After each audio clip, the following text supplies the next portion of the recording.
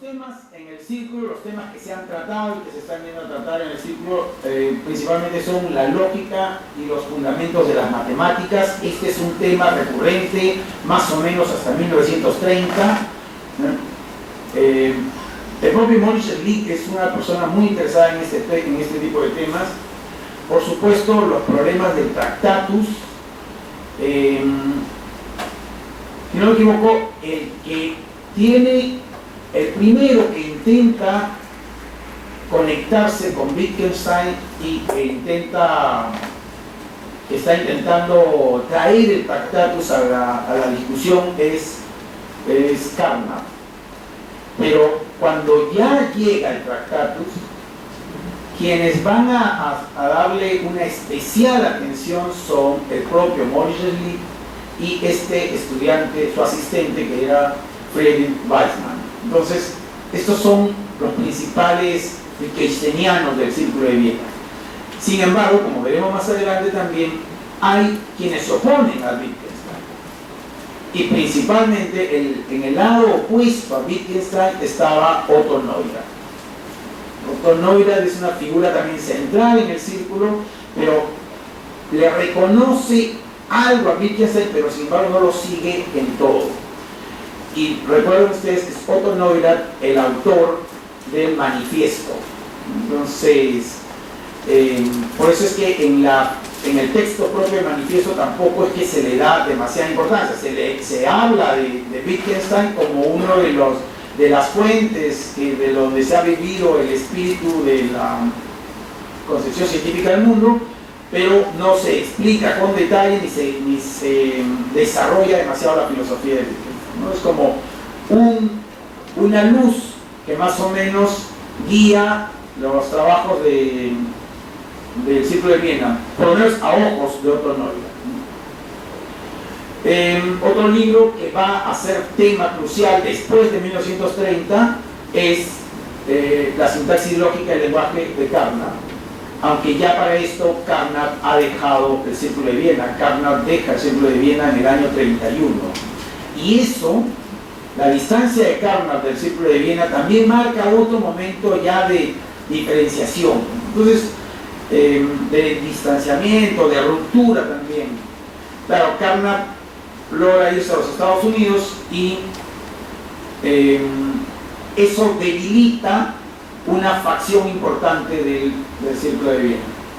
Justamente, ¿qué facción? El fisicalismo. Porque Carnap es uno de los principales defensores de la idea del lenguaje fisicalista como el lenguaje único de la ciencia. Cuando hablamos de lenguaje fisicalista, como ustedes entenderán, es ese lenguaje que tiene palabras, tiene una referencia cercana de la realidad. Bueno, después otros escritos ya posteriores a los años 30, otros escritos que se van a discutir en el Círculo de Viena son los escritos de Heisenberg, Bohr y Planck. Vamos a ver más adelante. Las diferencias dentro del Círculo. Hasta el año 31 y 32 hay pocas diferencias en el Círculo de Viena, se nota esa unidad todavía. Pero a partir de los años 30 y 31 comienzan a mostrarse algunas diferencias. La partida de Carnap debilita también la fuerza que tenía el grupo wittgensteiniano. Recuerden que ese grupo wittgensteiniano está motivado por Carnap, Monish Lee y Waismann. Esos son los tres principales, aunque muchos otros están siempre pendientes de Wittgenstein. Pero Neurath más bien muestra, con la salida de Carnap, Neurath empieza a mostrar esta mayor crítica hacia Wittgenstein. ¿Qué cosa se le critica a Wittgenstein? Se le critica principalmente esta tendencia mística que hay en el Wittgenstein del Tractatus. Recuerden ustedes que el Wittgenstein del Tractatus dice todo lo que se puede decir con claridad, eso es un uso legítimo del lenguaje, eso es decir algo con sentido. Y entonces casi una primera lectura te dice que todo lo demás, todo lo que no se puede decir con claridad, entonces es un uso ilegítimo del lenguaje, entonces todo eso no tiene sentido. Uno podría, en una primera lectura, uno podría pensar que todo eso que no tiene sentido en Wittgenstein no tiene valor. Sin embargo, si uno lee la introducción del Tractatus, en la introducción del Tractatus, Wittgenstein dice, pero todo, o sea, aquí todo lo más importante de este libro no es lo que está escrito en este libro, sino todo lo que no está escrito. Entonces, justamente aquello que no está escrito, aquello que no tiene sentido, aquello que está más allá del uso legítimo del lenguaje, resulta para Wittgenstein lo más importante. Eso dio una imagen de Wittgenstein como de un místico, ¿no? Eso que además se une a la proposición 7 del Tractatus, en donde se dice de lo que no se puede hablar es mejor callar. Todo ese halo místico era muy mal visto por un grupo del Círculo de Viena, como una ala del Círculo de Viena, ¿no? Entonces, eso es un poco lo que se empieza a criticar, y esas críticas se hacen fuertes a partir del año 30. Carnap parte hacia Estados Unidos en el año 31, y como les dije, en el año 28 comienza a aparecer este coloquio matemático que separa también en gran medida a los matemáticos del Círculo de Viena. Bueno, veamos a Wittgenstein. En las primeras sesiones se habla, entre 24 y 25 se está hablando principalmente de Wittgenstein, pero aquí hay una opinión de este matemático Kurre de Meister, quien dice textualmente: el Tractatus no había influido gran cosa sobre el Círculo de Viena, y que más bien había servido como un escrito de referencia, como una especie de trasfondo para la formulación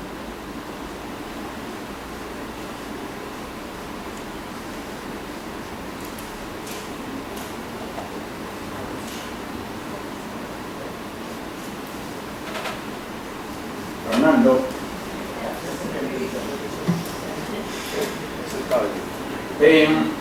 El Tractatus dice no había influido gran cosa sobre el Círculo de Viena, y que más bien había servido como un escrito de referencia, como una especie de trasfondo para la formulación de las diferentes posturas propias del grupo.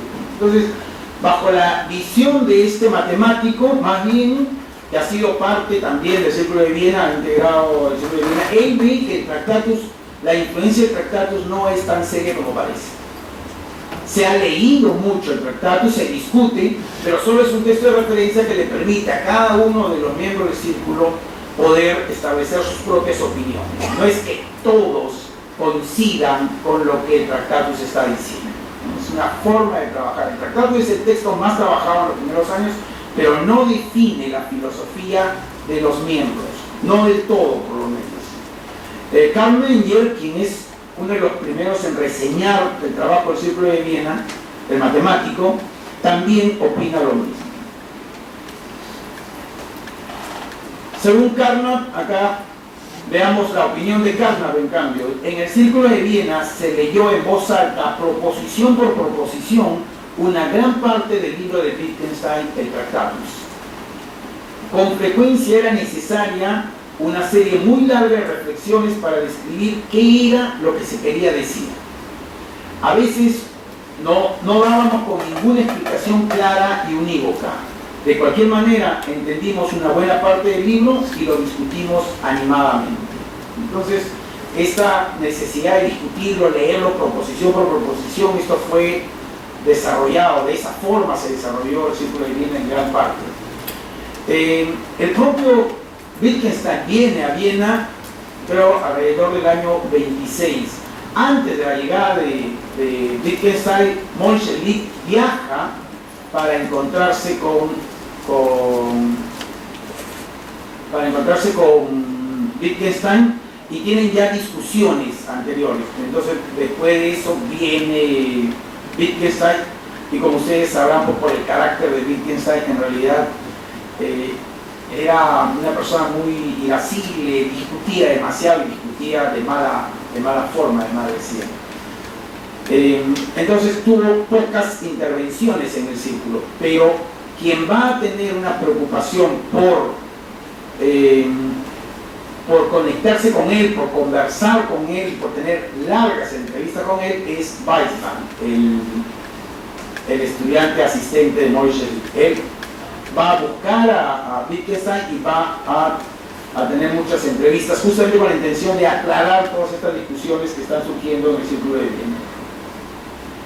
Rudolf Carnap presenta ya desde 1925, comienza a presentar los preliminares de su libro.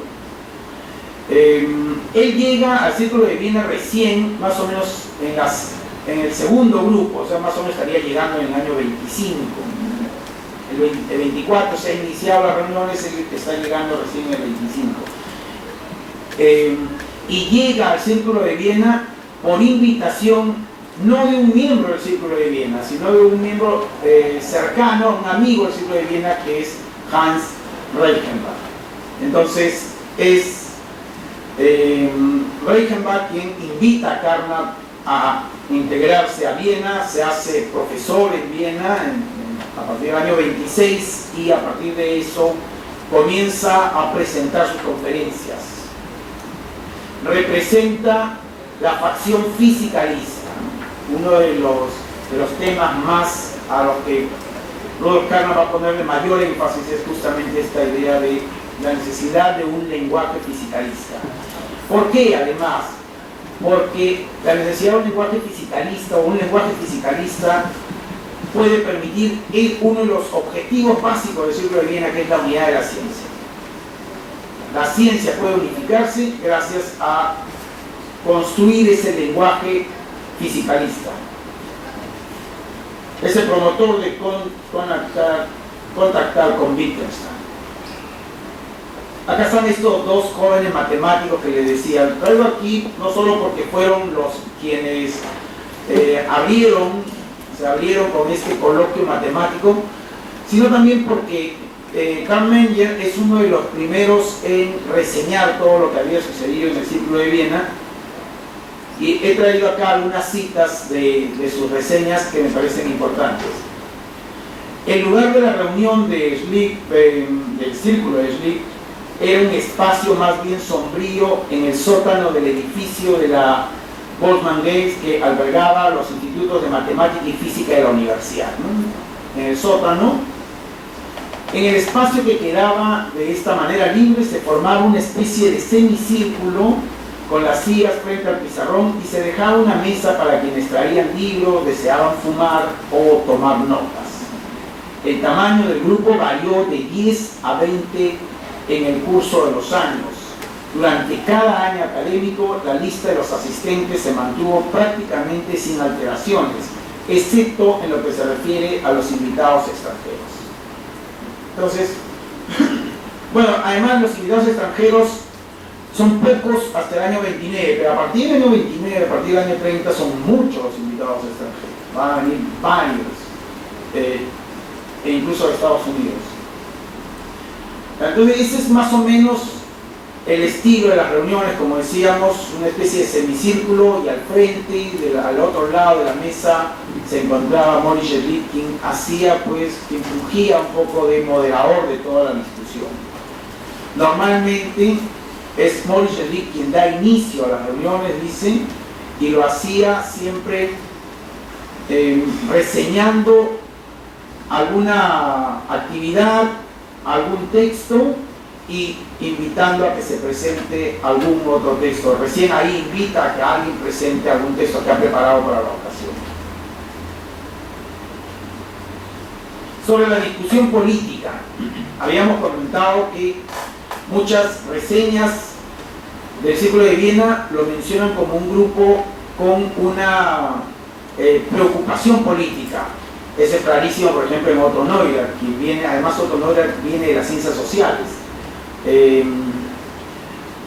Pero miren lo que dice Karl Menger en su reseña sobre discusiones políticas en el Círculo de Viena. En ninguna de las numerosas reuniones a las que asistí a lo largo de los años, en ninguna se abordaron nunca problemas económicos o políticos. Entonces, podría ser que uno podría pensar que el Círculo de Viena tiene un corazón político, un espíritu político, pero las reuniones nunca fueron dedicadas a temas políticos. Las reuniones eran básicamente temas de filosofía de la ciencia, lógica, matemática o los textos que leían. Entonces no hay estos temas políticos. ¿Por qué es que decimos que sin embargo puede haber un trasfondo político? Porque, como lo decía Stadler, lo leímos en la sesión anterior, una cita, el corazón del Círculo de Viena era concebir esta concepción científica del mundo para democratizar y humanizar al Estado, a la sociedad. Ni siquiera aquellas personalidades con convicciones políticas bien definidas se expresaron nunca en ese sentido en el Círculo. Obviamente Otto Neurath, ¿no? Nunca se expresaron en ese sentido. La que tiene una convicción política es la asociación Ernst-Mach, que como le dije no es lo mismo.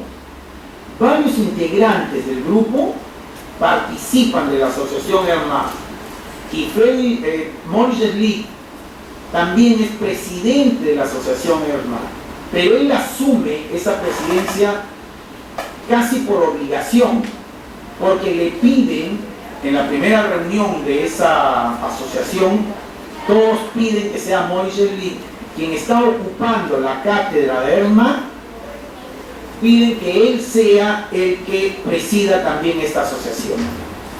El proyecto de esta asociación era un proyecto de difusión.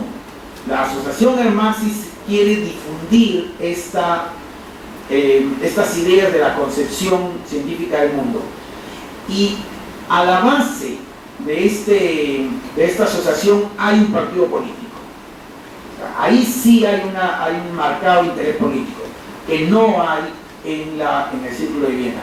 Por eso es que Moritz Schlick, aunque funge de presidente de la asociación, sin embargo, casi no interviene en ninguna de las actividades de la asociación, porque él era una persona poco dada hacia los temas políticos. Era precisamente en estas discusiones en las que Schlick sobresalía tanto como un motivador participante, al igual que como un moderador dotado de un equilibrio ideal. Otra cita que me pareció interesante también de esta reseña de Menger, sobre la unificación y delimitación de la ciencia. Yo temía que la idea de una ciencia unificada pudiera conducir a una exclusión a priori de ciertos objetos o métodos de estudio potencialmente valiosos. Uno de los objetivos, conversábamos desde la sesión anterior, uno de los objetivos del Círculo de Viena es lograr esta unificación de la ciencia. Sin embargo, ¿qué cosa entienden por unificación de la ciencia? Tampoco es tan unánime. Porque para algunos, la unificación de la ciencia los lleva a una especie de monismo epistemológico, un solo método. Pero para otros, como Otto Neurath, que viene de las ciencias sociales, o incluso Menger, que es matemático, para otros, en cambio, el monismo epistemológico, el monismo metodológico, no sería un objetivo aceptable, no sería un buen objetivo para el Círculo de Viena, como lo dice aquí textualmente, ¿no? Porque teme que eso concluya en una exclusión a priori de métodos que pueden ser también válidos en la ciencia. Y en la segunda parte de la cita, miren lo que dice: a la ciencia se le delimita de qué, de la tecnología, del arte. Es dudoso que esto pueda lograrse de otra forma que no sea por medio de una serie de mandatos arbitrarios, y es todavía más dudoso que pueda ganarse algo con ello, aún si puede lograrse. Esta segunda parte de la cita hace referencia a otro proyecto que también a veces se le imputa al Círculo de Viena, y es el proyecto de la delimitación, la demarcación, que Karl Popper decía en su libro era el segundo problema más importante de la epistemología, el problema de la demarcación de la ciencia. Pues si ese es un problema importante, no lo fue para todos los miembros del Círculo de Viena. Por lo menos Menger en su reseña, para él ese no era un problema.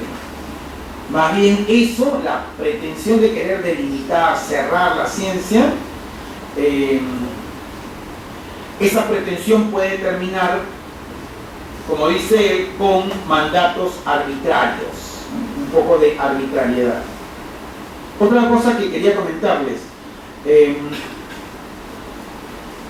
quienes buscan esta idea de la demarcación, Popper a la cabeza, pero también hay otros filósofos de la ciencia que van a estar preocupados por esa idea de la demarcación de la ciencia. Estoy pensando en Popper principalmente. Terminaron después discutiendo, por ejemplo, el psicoanálisis, ¿no? Hay toda una discusión en esta idea de la demarcación, entonces quienes quedaron fuera del psicoanálisis, hay toda una discusión que ustedes han debido alguna vez haber escuchado, toda la discusión que hay sobre el psicoanálisis, sobre la cientificidad del psicoanálisis. Sin embargo, si han leído el manifiesto del Círculo de Viena, en el manifiesto, sin embargo, cuando hablan de los posibles, de cómo se forma ese espíritu de la concepción científica del mundo y cuáles son las fuentes de donde está viviendo la concepción científica del mundo, ahí más bien mencionan con muy buenos ojos, ¿no? Con buena perspectiva, los trabajos de Freud. Digamos, eso también muestra que estas ideas no son unánimes. Por un lado se critica, por otro lado, sin embargo, claro, como les he dicho, el autor del manifiesto en realidad es básicamente Otto Neurath. Y para Otto Neurath, en cambio, el psicoanálisis es bienvenido. Los métodos del psicoanálisis son, no dice ahí textualmente, solo dice que están en ciernes unos métodos que pueden ayudar mucho a clarificar las formas de pensar. Entonces, es interesante esta discusión, estas discrepancias que hay sobre el psicoanálisis. Bien, el punto culminante en intensidad y en miembros participantes del Círculo de Viena llegó aproximadamente en 1930. Entre los años 33 y 34, la universidad va a permanecer cerrada y, sin embargo, el círculo sigue reuniéndose. No recuerdo en cuál de las reseñas contaban que, a pesar de que la universidad estaba cerrada, Montchelin y no recuerdo ahorita quién otro más tiene la llave de la universidad y logran entrar, o sea, periódicamente, semanalmente a sus reuniones, a pesar de que había esta universidad, esta situación de la universidad. Y aparece textualmente también esta idea de que el círculo, el estar dentro del círculo y participar de las reuniones del círculo en esos años era una especie de tranquilo oasis, lo pongo entre comillas porque es textual, en una Viena que estaba militarizada. Entonces, la llegada al círculo y participar en este ambiente todavía filosófico dentro de una situación política que estaba siendo sumamente difícil, significaba pues una especie de oasis. Rose Rand es una filósofa, si no me equivoco, también judía, que participa del Círculo de Viena cuando era estudiante. Luego de eso sale a trabajar, creo que en municipalidad o algo así, para los años 38, 39, ya cuando ya se avecinaba pues la Segunda Guerra, la situación estaba bien complicada y por su situación de judía no logra conseguir un trabajo como para sustentarse, entonces estaba padeciendo situaciones difíciles. Otto Neurath ya está en Estados Unidos y se contacta con ella, y al parecer ella, como está necesitando de dinero, Otto Neurath le ofrece, o ella le ofrece, no recuerdo quién de los dos ofrece, le ofrece la posibilidad de hacer un listado, una reseña completa de todo lo que había sucedido en el Círculo de Viena. Y Otto Neuer paga eso para que ella pueda hacerlo. Entonces, esa reseña que hace Rosbrand incluye todo lo que sucedió en el Círculo de Viena, o sea, incluso los títulos, e incluso hay una especie de la reseña de las discusiones, cómo eran las discusiones, qué le iba diciendo cada uno de esos.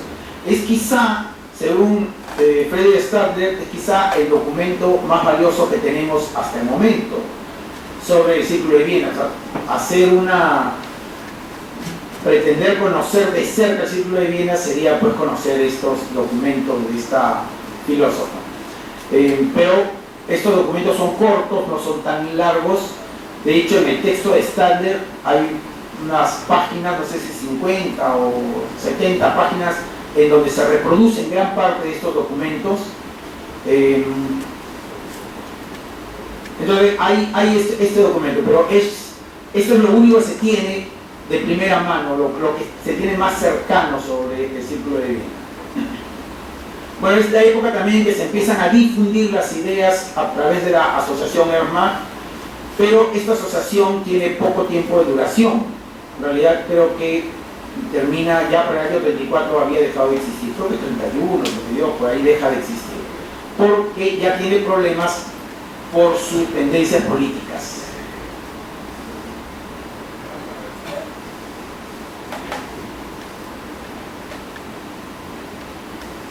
Nos está fallando el...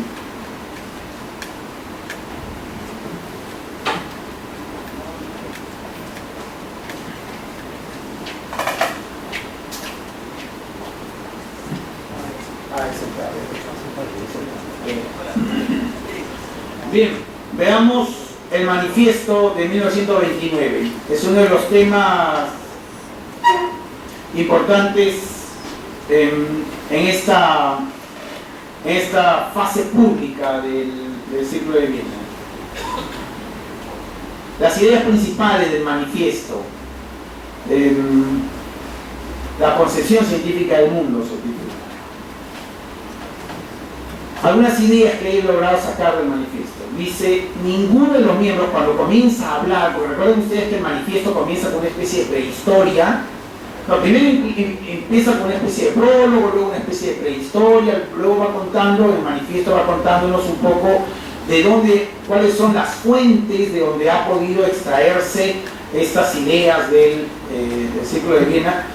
Y ahí comienza recién a contarnos qué cosa que se está discutiendo en el Círculo de Viena o qué se hace en el Círculo de Viena. Y una de las cosas que dice es, y lo dice casi como orgullo, ¿no? Como enorgulleciéndose, ninguno de los miembros es los así llamados filósofos puros. Recuerden también lo que les dije hace un momento, hay una conciencia en el Círculo de Viena de que se está reformulando la filosofía. Y en esta reformulación de la filosofía se nota como un paso adelante, un gran logro, el hecho de que esta filosofía ya no es esa filosofía pura. Todos los miembros del Círculo de Viena, dice el manifiesto, todos los miembros del Círculo de Viena tienen una dedicación en otra especialidad también. Y eso se siente como una riqueza en el Círculo de Viena. Luego, otra idea dice, pensamientos plurales, pero se unifican en la aceptación de que lo que se puede decir en lo absoluto, se puede decir con claridad. Y esa cita textual es del Tractatus. ¿Cierto? Es una cita textual del Tractatus. Entonces, se siente que esto es lo que unifica. Pueden haber discrepancias, se piensa de modo diferente en muchos problemas, pero sin embargo, algo que parece en lo que todos lo tienen claro es esta idea de que hay algo que se puede decir con sentido, con claridad, legítimo, esto que se ha recogido de Wittgenstein. En eso no hay discrepancia. En donde se puede discrepar es en ese tono místico de Wittgenstein. Pero en esta idea de que lo que se puede decir se dice con claridad, eso es la parte básica nuclear del Círculo de Viena. Detrás de tal concepción está la esperanza de una, y eso lo dice textualmente lo estoy citando, una reestructuración del orden social y económico. Eso es un espíritu político. Y además hay dos citas, no lo copié la otra, pero hay una parte por ahí también en donde vuelven a decirlo, ¿no? Entonces hay una esperanza de un cambio social y económico. Hay un espíritu político que está influenciando los trabajos en el Círculo de Viena. Pero claro, eso también hay que tomarlo con pinzas, porque como les dije, el autor de este texto, aunque el texto aparece como representando a todos los miembros del Círculo de Viena, el texto es básicamente de Otto Neurath. Es Otto Neurath quien escribe el texto y Otto Neurath se lo entrega a Carnap para que Carnap le dé una lectura y haga pues una especie de revisión y luego se publica. Tanto es así que Moishe-Lick manifiesta sus discrepancias con el texto, a pesar de que el texto en realidad estaba dedicado a Moishe-Lick, una especie de agradecimiento, como les conté, de agradecimiento porque Moishe-Lick ha decidido quedarse en Viena. Otra idea que también puede invitarnos a una reflexión en el manifiesto: en la ciencia no hay profundidades. O sea, el trabajo de la ciencia es un trabajo en torno a relaciones de entidades en el mundo. No hay profundidades, no hay necesidad de buscar más allá. Algo que puede recordarnos a esta discusión de Galileo, ¿ya? Es Galileo quien comienza a discutir con la escolástica y uno de los elementos que discute Galileo de la escolástica es esta necesidad de buscar esencias. Para Galileo, la ciencia ya no puede buscar esencias, busca relaciones e intenta explicar relaciones. Creo que esto es claramente atendido por el Círculo de Viena con esta frase: en la ciencia no hay profundidades. Los distingue además, y eso así dice el manifiesto, los distingue, si algo nos distingue es que nosotros usamos el método lógico. Está clarísimo ahí. Además, propone el manifiesto de que el uso del método lógico es un paso adelante respecto de los positivismos anteriores, incluso el positivismo de Ernst Mach, por supuesto del positivismo de Comte. Del positivismo de Comte ya tenemos varios pasos hacia adelante, por lo menos dos grandes, ¿no?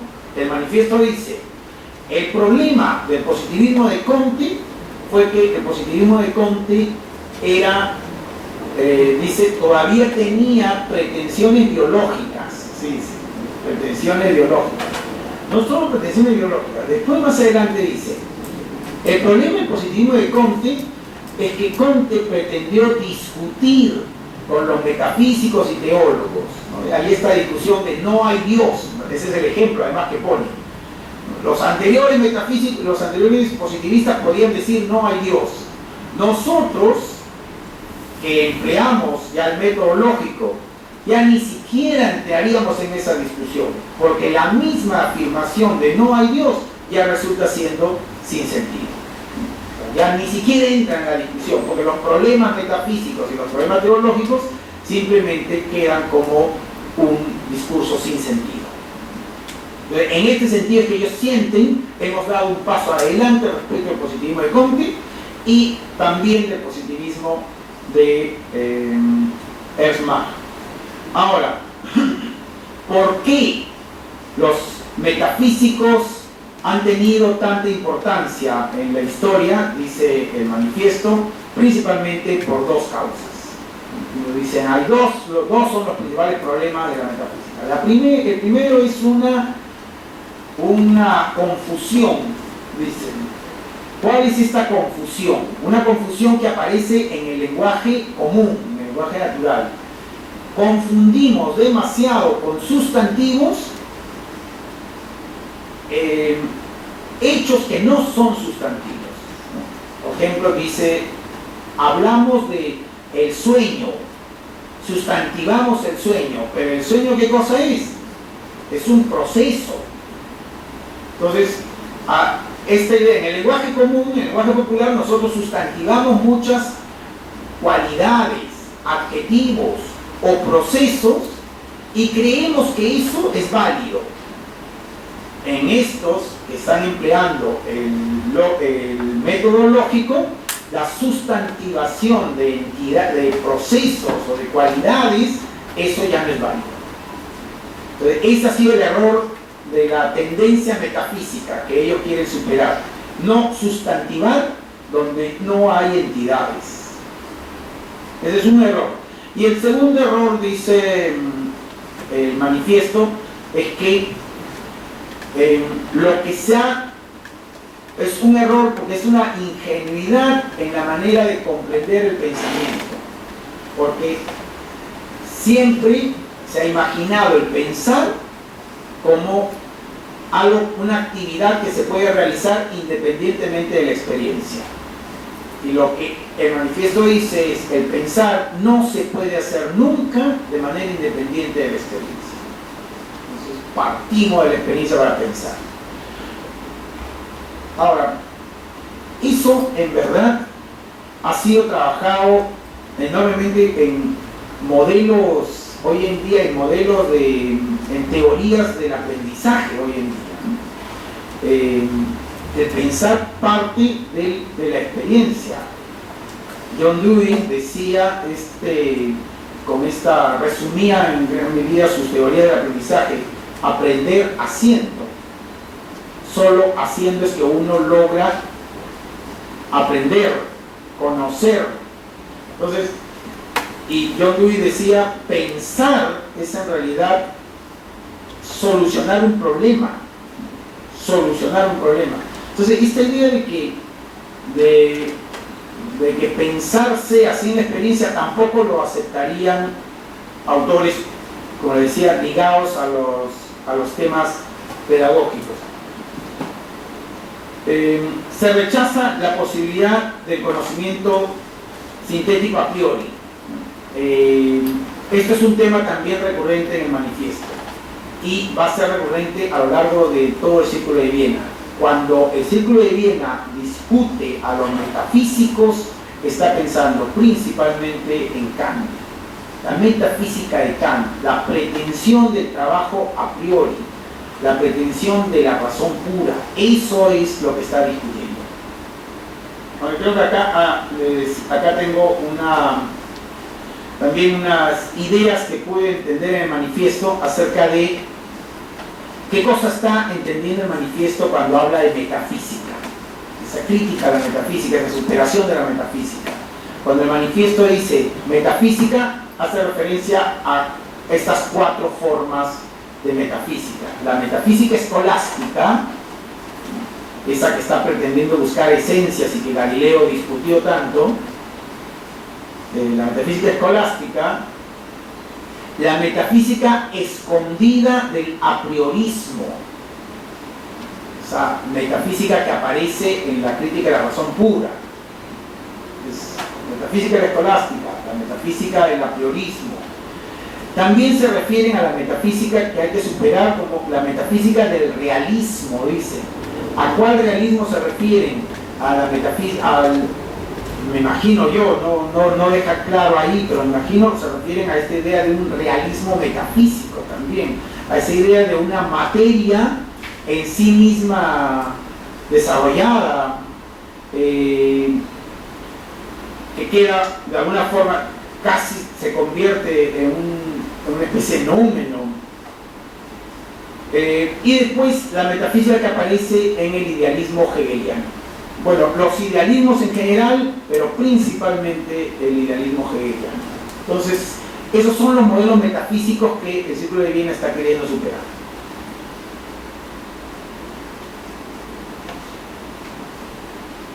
Los congresos internacionales. El Círculo de Viena presentó a partir del año 29 varios congresos internacionales que fueron pues lo que le dio toda esta publicidad, y en esos momentos se convirtieron en los referentes más importantes de la filosofía europea. Los filósofos querían participar de este tipo de eventos. El primero fue este Congreso para la Epistemología de las Ciencias Exactas en Praga, y eso tuvo lugar en septiembre del año 29. De hecho, el manifiesto del Círculo de Viena se publica como una especie de preparación para este congreso. Lo que se está haciendo es preparar el congreso. Luego de ese congreso aparecen las segundas jornadas, y eso tiene lugar en Königsberg en 1930, un año después. Y si no me equivoco, esto también ocurre alrededor de septiembre, pero meses antes incluso organizan una especie de coloquio preparatorio.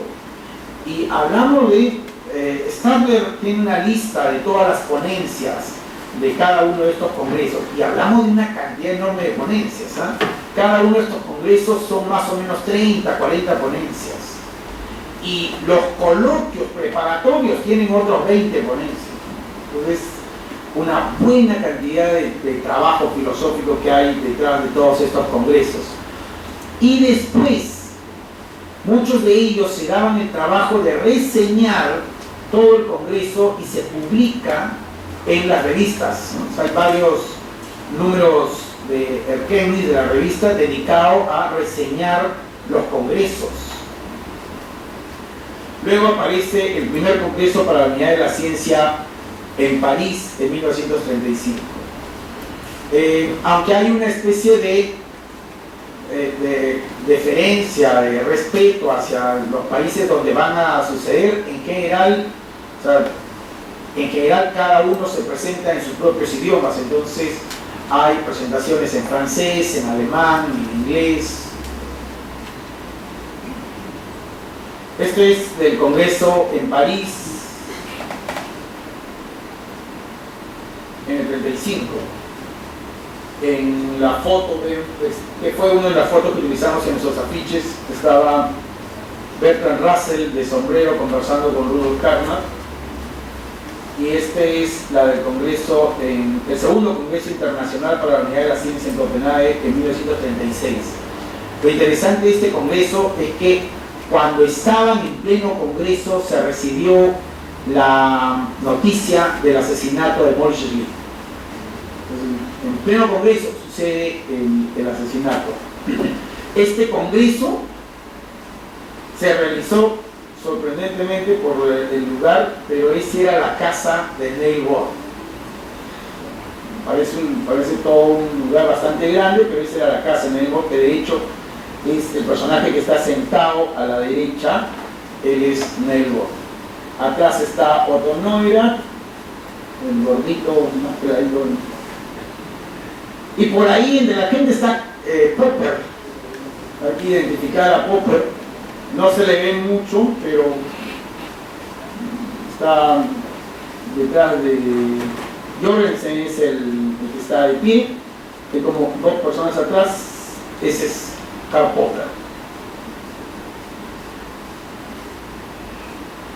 Aparece la revista Erkennis. Erkennis es la revista que se publica a partir del Círculo de Viena, y esta comienza a publicarse, si no me equivoco, en 1930. De hecho, no se publica de la nada. En realidad, asume una revista que ya se publicaba. Una revista que era Anales de Filosofía. Entonces, era la revista de la Sociedad Filosófica de Berlín, si no me equivoco. Y entonces, esta revista pasa. A partir de eso, a partir de que lo asume la edición, lo va a asumir Rudolf Carnap y Hans Reichenbach, ellos asumen la edición y le cambian el título, y aparece a partir de ahí Erkennis. Pero Moritz Schlick estaba en un primer momento entusiasmado con la idea de tener una revista para comenzar a publicar. Sin embargo, se retira el proyecto. Se retira el proyecto de la edición y de la dirección un poco de la revista, pero participa en muchos números con sus artículos. Bueno, la disolución del Círculo de Viena comienzan ya a partir de los años 31, 32, pero la muerte de Moritz Schlick marca casi definitivamente ya la disolución completa del Círculo de Viena. La muerte de Moritz Schlick ocurre en el año 36. Ya para esto, ya había bajado la intensidad de las reuniones, había muy poco de... ya no era tan seguido, pero ese hecho funesto y claro, la inminente ya presencia del nazismo ya marcaba pues el final de este movimiento filosófico.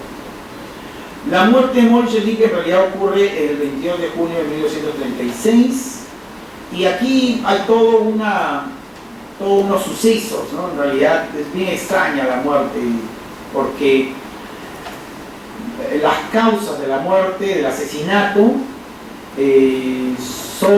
hay hasta 3 lecturas del asesinato, ¿no?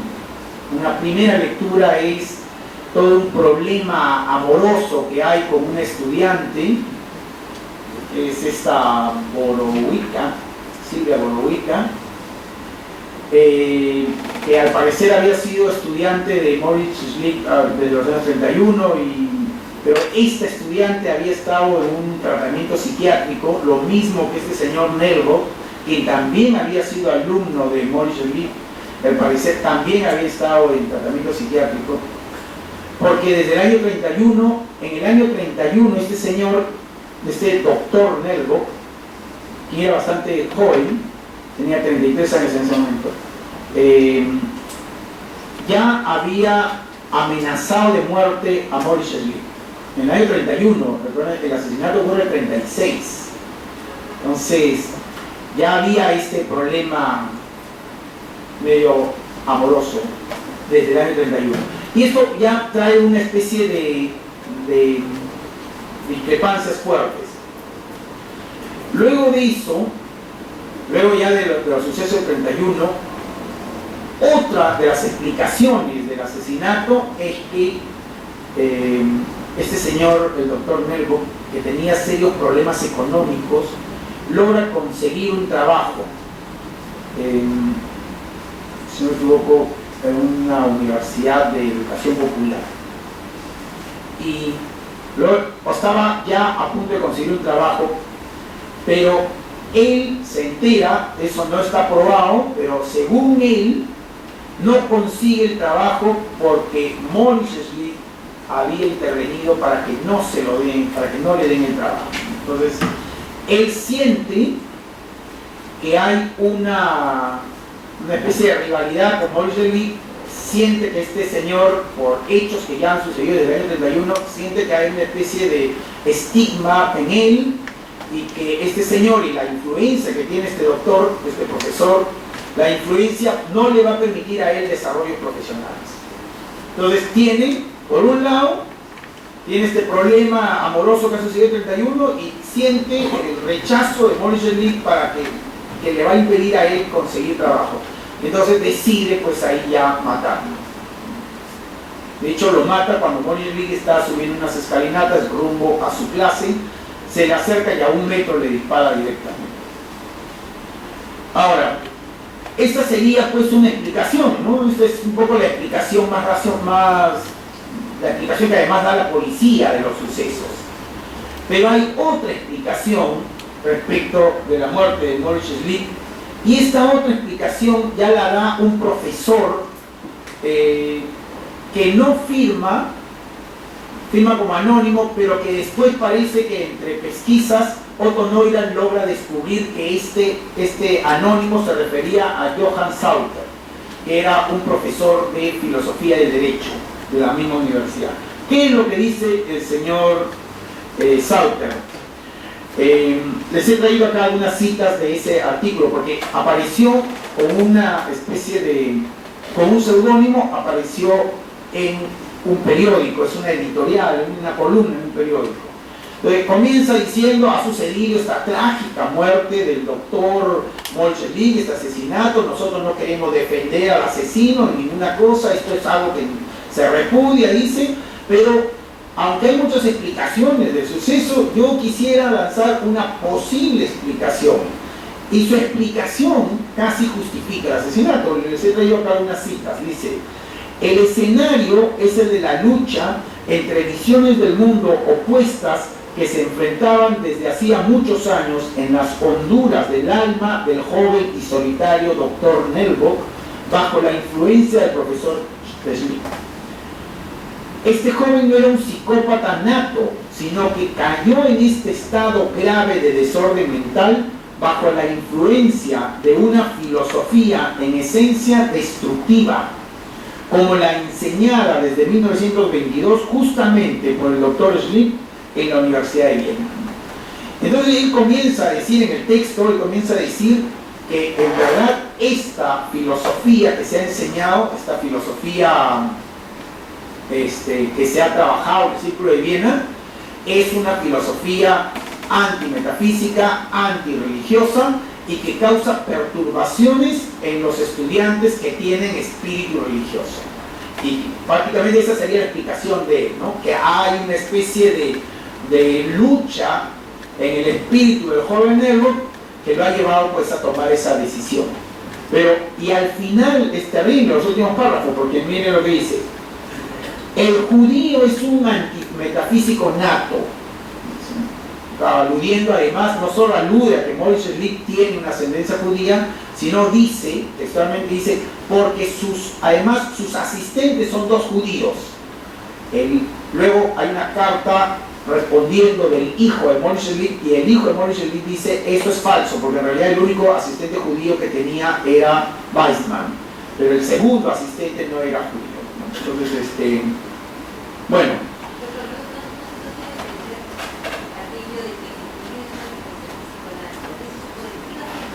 el doctor que está defendiendo a Nelbach, esa es la editorial del periódico.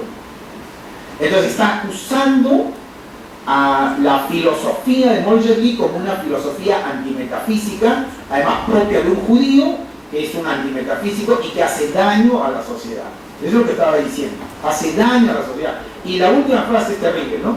Que los judíos tengan a sus filósofos judíos en sus institutos culturales, pero en la cátedra de filosofía de la Universidad de Viena, en la Austria cristiana y alemana, debe haber filósofos cristianos. Entonces, diciendo claramente, se hizo bien en matarlo, prácticamente. En realidad, esto fue una carta este es un editorial de un par de meses después de la muerte.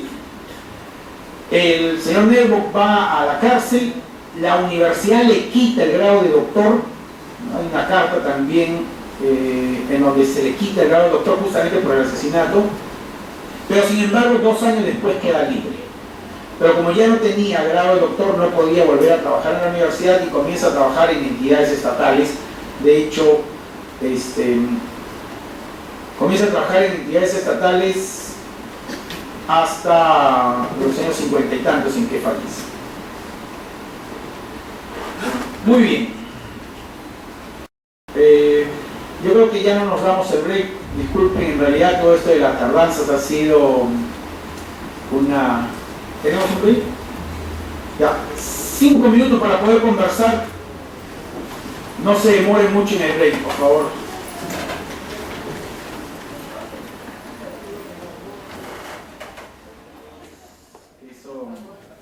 Esa es la parte interesante también de estas actividades. Les quiero recordar que Jorge González, nuestro amigo que está aquí realizando la filmación, ha hecho todo un trabajo, está haciendo un trabajo con todas estas partes, con el apoyo informático del evento. Entonces, ¿qué estamos haciendo? En primer lugar, todos estos eventos se están subiendo en YouTube, todas las sesiones están subiendo en YouTube. De hecho, debo comentarles con alegría, además, un profesor de la Universidad de Trujillo ha pedido llevar el evento de manera virtual. Entonces va a ver todas estas sesiones y luego de eso va a escribir, porque él ha prometido incluso escribirnos una especie de ensayo, de comentario, todo eso, ¿no? Él quiere participar, pero por su cuestión de trabajo no puede. Bien, entonces tenemos estos videos que están subiéndose, pero además del video subiendo, tenemos una página, una cuenta de Gmail en donde estamos subiendo todos los documentos, ¿no? En esa cuenta se les va a permitir también las diapositivas, los textos del Círculo de Viena, textos sobre el Círculo de Viena. Si alguno de los profesores prepara su exposición y lo trae en texto escrito, también lo vamos a subir. Todo lo que pueda darse, todos los materiales que ustedes puedan tener, los textos de los talleres de lectura que han comenzado también están ahí. Yo no pude asistir al taller de hoy día, pero el día viernes sí estoy presente, y de ahí todos los talleres de lectura. Los talleres de lectura están dirigidos por el doctor Miguel León. Entonces también ahí van a encontrar en esa cuenta, van a encontrar todos esos textos. ¿Cómo accedemos a esas cuentas? Para eso hay que dejarle nuestros correos a Jorge. Y Jorge me está diciendo ahorita que hay 3 personas que han dejado su correo, pero que posiblemente están mal escritos, ¿no? Y están rebotando esos correos. Y entonces les pediría al final, si estuvieran presentes estas personas, que se acerquen con él. Hugo Tapara, ¿no está presente?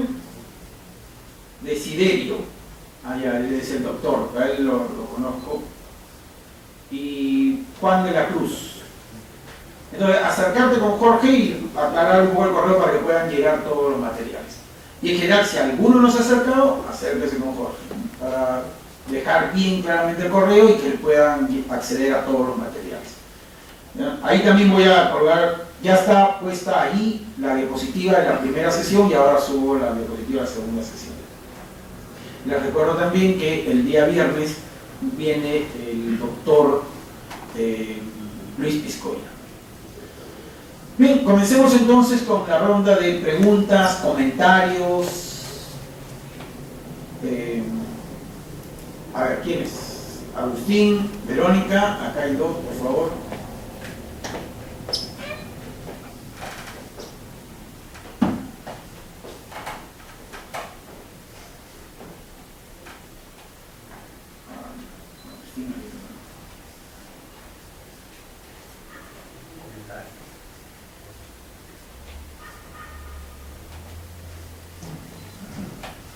¿Funciona?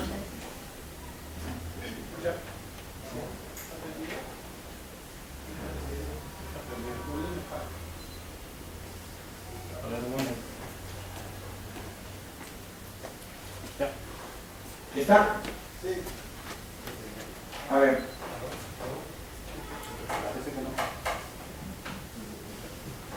Habla fuerte.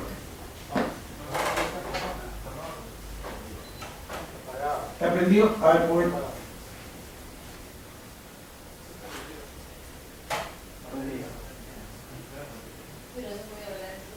Ya, así nomás, Agustín.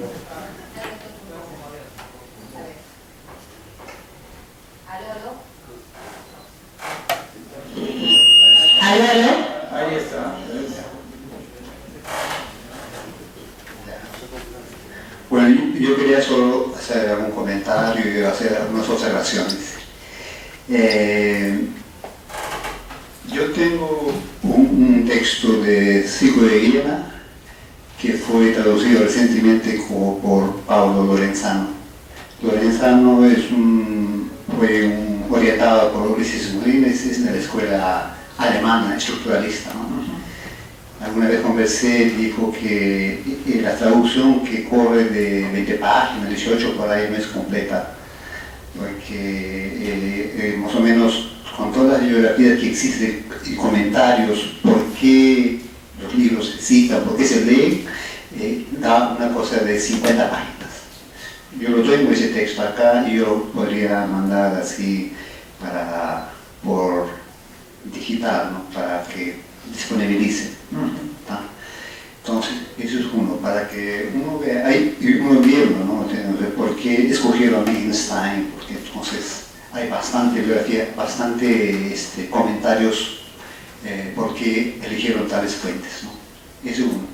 2, hay varias tendencias de estudiar, reevaluar, repensar el ciclo de vivienda, ¿no? Entonces, una de ellas es reciente, ¿no?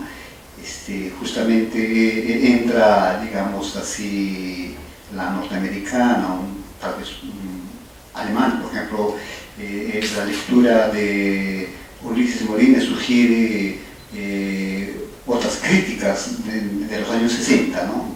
Él cuestiona eso y no se toma en cuenta mucho, digamos así, en la literatura esa propuesta de Ulises, ¿no? Lo que quería decir lo siguiente, ¿no? Un poco que ya se acaba esta conversación sobre el círculo, ¿no? Específicamente, ¿no? Por ejemplo, esos estudios lo que ellos reclaman es revalorizar Carnap y Neurath, ¿no? Entonces, en la exposición nadie está tomando Neurath, tampoco en análisis de los textos. Entonces, yo propuse leer un texto de Neurath, no sé si se va a hacer, ¿no? Sería interesante porque Neurath, porque Neurath en análisis de muchos autores ya previó cómo va a ser la posmodernidad, previó lo que iba a decir Kuhn, previó los modelos semánticos actuales, el desarrollo actual, ¿no? Y previó también, por ejemplo, como hoy en día hay una tendencia epistemológica, un modelo epistemológico que ve la relación entre ciencia y valores. También vio eso, ¿no? Entonces, los mismos que estudian ese modelo no toman mucho en cuenta a Neurath, pero está ahí. Entonces, es por eso importante un poco profundizar en Neurath, ¿no? Además, Carnap tampoco no fue un tipo muy cerrado, era bastante democrático, y si Carnap comenzó a dudar de sus tesis anteriores, y gracias a Neurath, ¿no? Entonces incluso se dispuso a admitir las tesis y concordar de que los motivos auxiliares o los valores en una decisión de una teoría entran necesariamente, ¿no? Entonces, en ese sentido sería bueno también sí, se puede discutir en Neurath, ¿no? Otro punto que quería aclarar: ¿por qué el positivismo lógico triunfó, ¿no? Y por qué esa línea a la izquierda de Neurath cayó, no se desarrolló, no prosperó? Porque tal vez a la temprana muerte de Neurath murió en 1945 y quedó libre la línea para Heisenberg. Todo la línea de Heisenberg se prosperó más, ¿no? Entonces, solamente yo quería, no es que Thomas Kuhn cuestionó a Círculo de Viena, sino que ya en el mismo seno del Círculo de Viena existía discordancia. Por ejemplo, en el año 31 incluso se escribió un artículo de Bloomberg y Feiger que se llama Positivismo Lógica. Hay en ese artículo, que tiene 12 páginas, ninguna mención a Neurath. Entonces, ¿qué significa?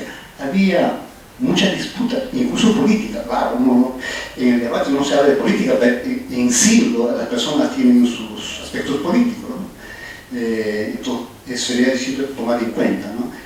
Eso. Y otro que desvalorizó también el Círculo de Viena fue Alfred Ehrer, ¿no? Porque escribió Truth, Language and Logic en el 36, solo con 26 años. Y él simplemente trató de revalorizar los aspectos lógicos y no se consideró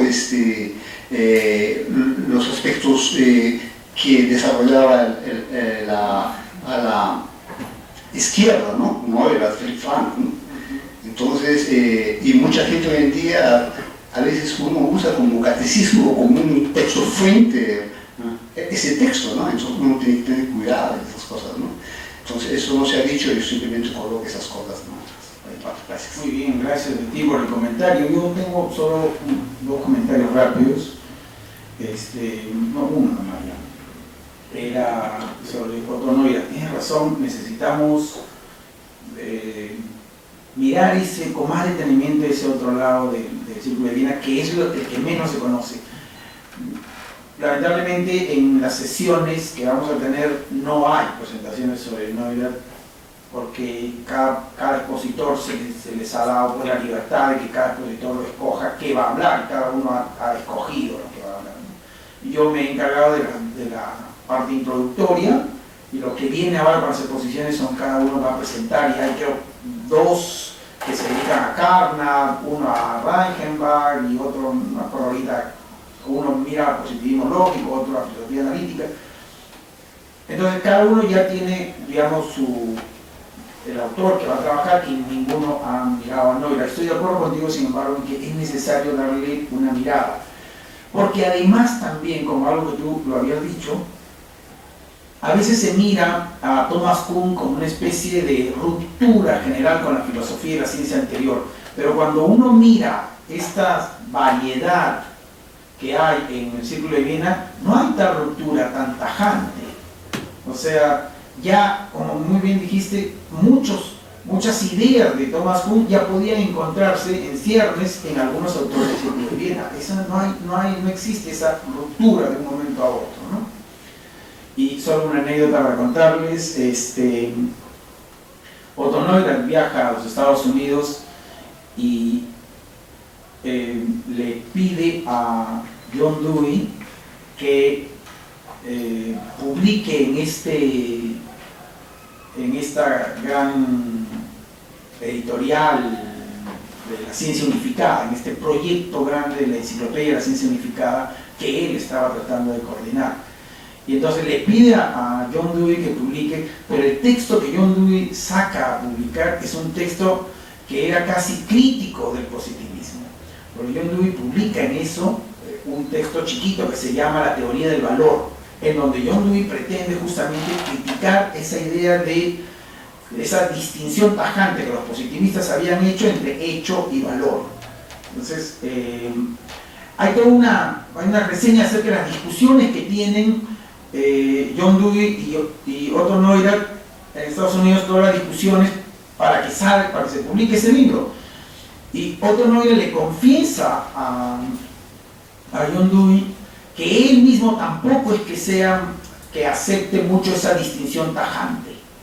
O sea, hay algunos miembros del Círculo de Viena que pueden distinguir tajantemente entre hecho y valor, pero Otto Neurath, que como decíamos viene de las ciencias sociales, no distingue tajantemente en esto y acepta este texto de John Dewey en el que se criticaba justamente esa idea, lo que demuestra pues esa mirada distinta que está planteando al positivismo Otto Neurath. Muy bien, Verónica. Gracias por la intervención de nuestro compañero, realmente emotiva, nos invita a poder tener otra visión más enriquecedora en todo lo que estamos viendo. El Círculo de Viena día a día se convierte en ese taller realmente fascinante. Hemos hablado del Tractatus de Wittgenstein y me lleva una reflexión, ¿no? Y yo creo que debe ser la reflexión de todos, os invito a que podamos participar así por abierta en esta reflexión.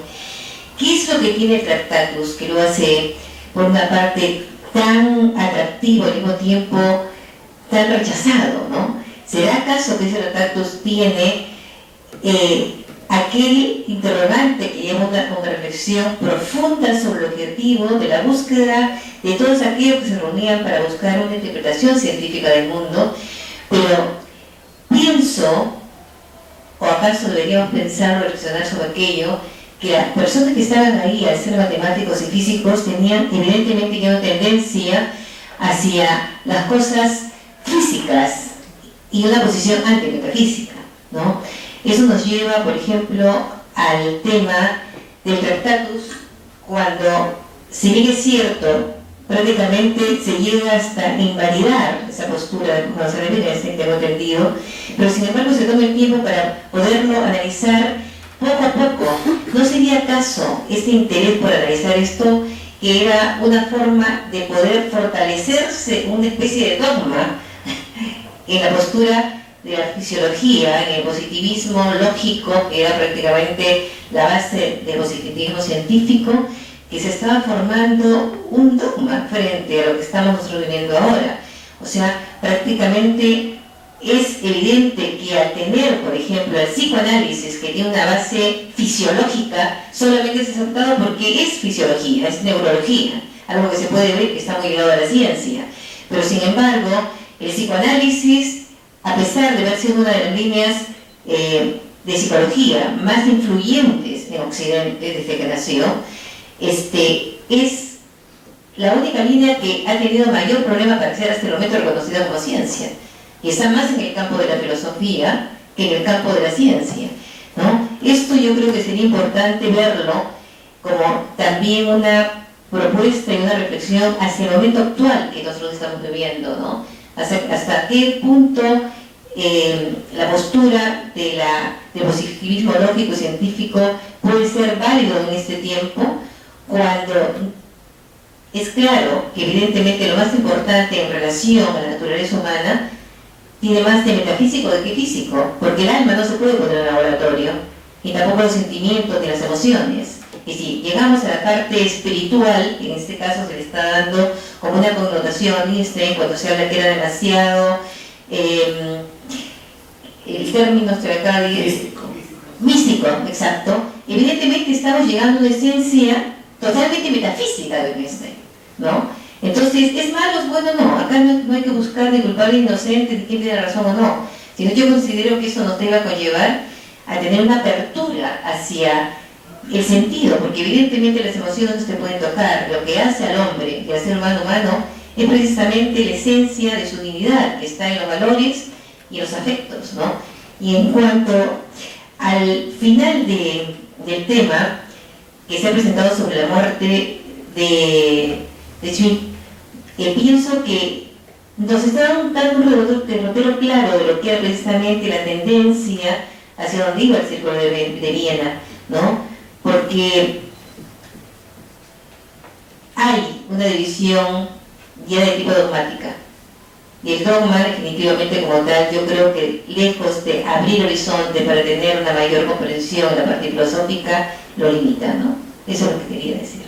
Muy bien, gracias por tu comentario. Yo siento que hay varios comentarios que has hecho que son bastante interesantes. Uno de ellos era tu pregunta: ¿por qué el Tractatus causó tanta expectativa? Y lo voy a contestar rápidamente. Mi opinión es porque el Tractatus permitía diferentes posibilidades. O sea, el Tractatus lo lee un fenomenólogo, lo lee un intuicionista, lo lee un fisicalista, lo lee un místico, lo lee los poetas, y ese es el Tractatus. Por eso la riqueza del Tractatus, ¿no?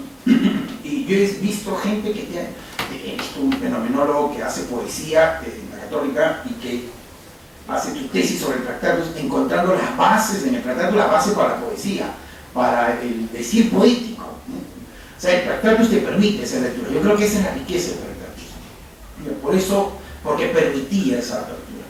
Ahora, decías tú, sin embargo, que no hay, sin embargo, en esta mirada física, antimetafísica, no hay acaso una especie de dogma. Yo no lo creo. Podría ser, porque los dogmas o los principios, los supuestos básicos en donde uno funda una teoría, tendríamos que hacer psicoanálisis de esa filosofía para entender justamente qué cosa está detrás. Podría ser que haya una especie, pero la conciencia que ellos tenían era justamente de estar liberándose de la actitud dogmática, porque lo que están asumiendo es, o sea, la concepción científica del mundo es una actitud liberal frente a la actitud dogmática. Una actitud liberal: vamos a poner un lenguaje claro y preciso donde todos podamos discutir, donde todas las ideas, siempre y cuando estas ideas sean claras, puedan ser discutibles. Esa es la idea. Pero entonces es una actitud liberal. Y tu siguiente pregunta era: ¿pero se puede mantener esa actitud hoy en día? ahí las cosas ya pueden ser diferentes. Porque yo sí creo que hoy en día ya somos mucho más conscientes de que cerrarnos a una mirada fisicalista o a una especie de monismo, más bien eso hoy en día ya no se vería como una actitud necesariamente liberal, ¿no? Hoy día podríamos empezar a hacer críticas como lo que tú estabas haciendo en torno a esta necesidad del mundo espiritual que podría estar siendo cerrado ante esas posturas.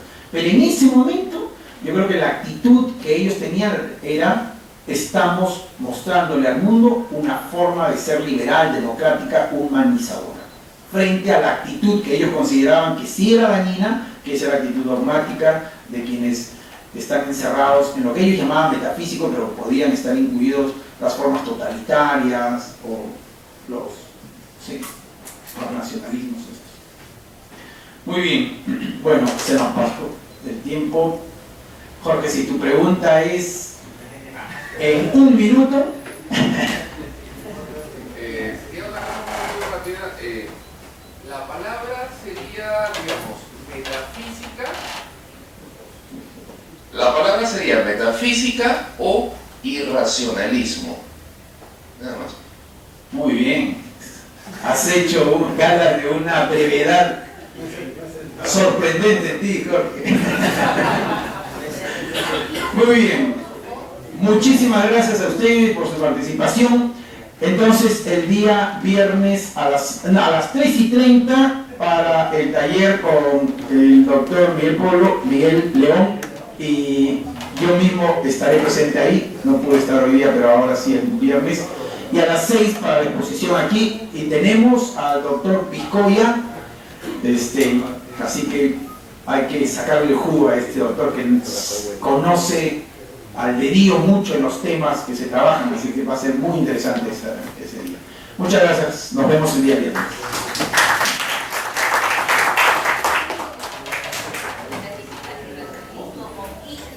Irracionalismo.